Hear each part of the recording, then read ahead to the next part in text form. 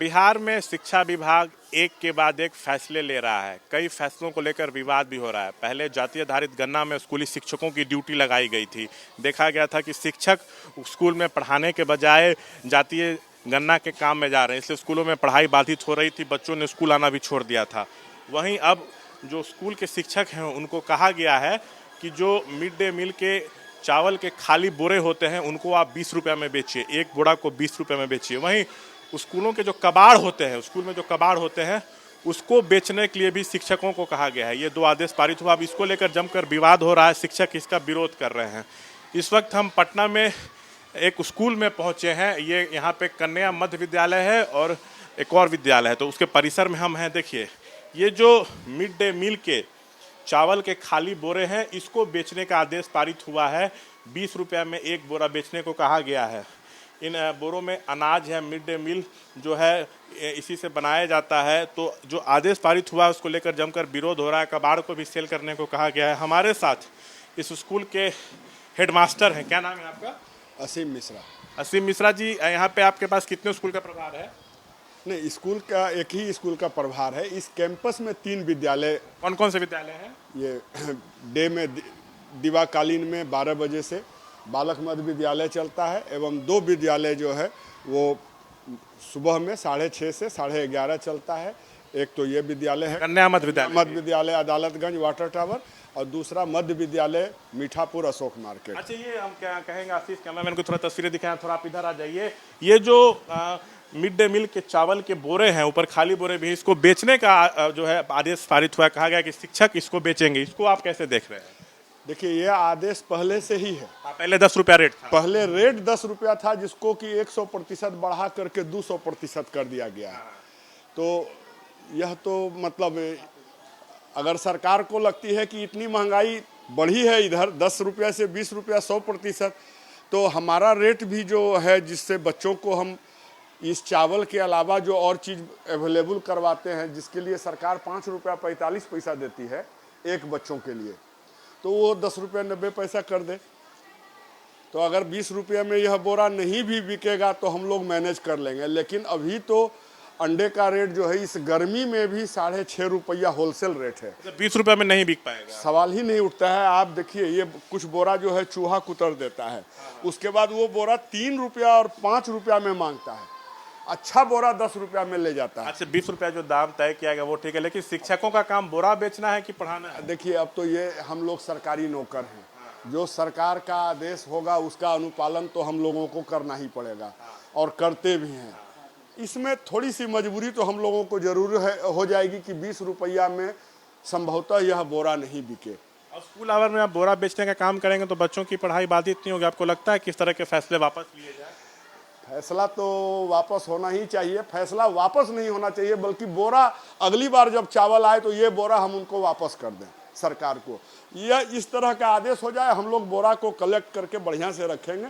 अगली बार जब चावल देने के लिए वेंडर आएंगे, हम उनको ये इतना बोरा वापस कर देंगे। ये होना चाहिए, और सरकार के ही माध्यम से एक मुश्त बोरे की बिक्री होनी चाहिए। सरकार को ही बोरा बेचने का काम है कि आप लोग ये सब काम में लग जाएंगे कि बोरा बेचिए, कबाड़ बेचिए, तो बच्चों की पढ़ाई बाधित होगी? बिल्कुल होगी।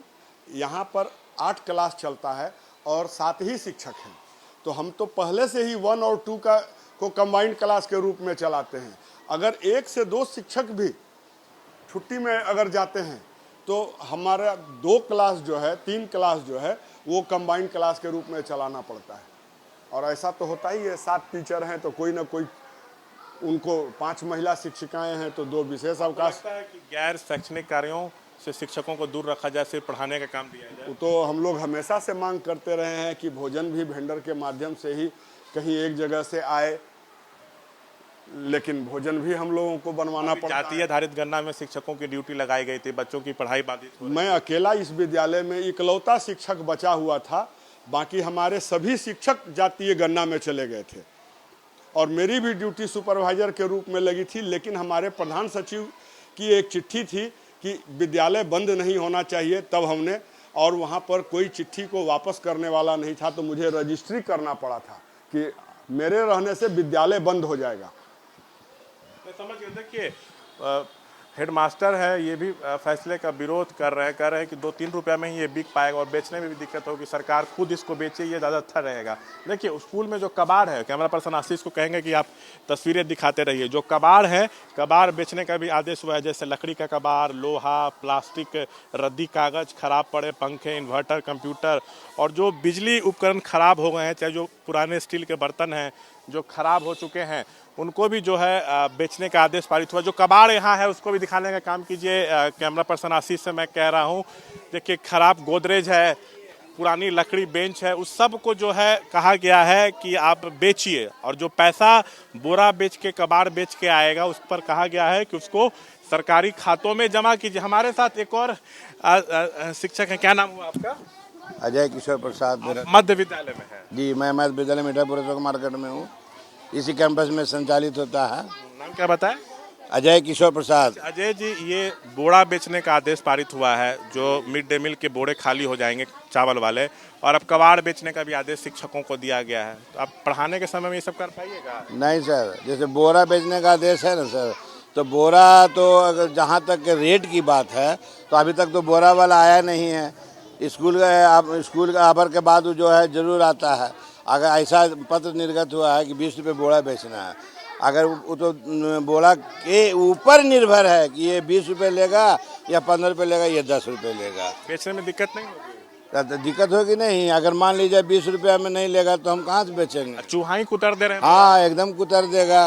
अगर 20 रुपये में नहीं बिकेगा तो हम थोड़ी ही बेचने वाले, इसलिए कि आप स्कूलिंग आवर में, पढ़ाने के समय में कबाड़ बेचिएगा, बोरा बेचिएगा तो पढ़ाइएगा कब?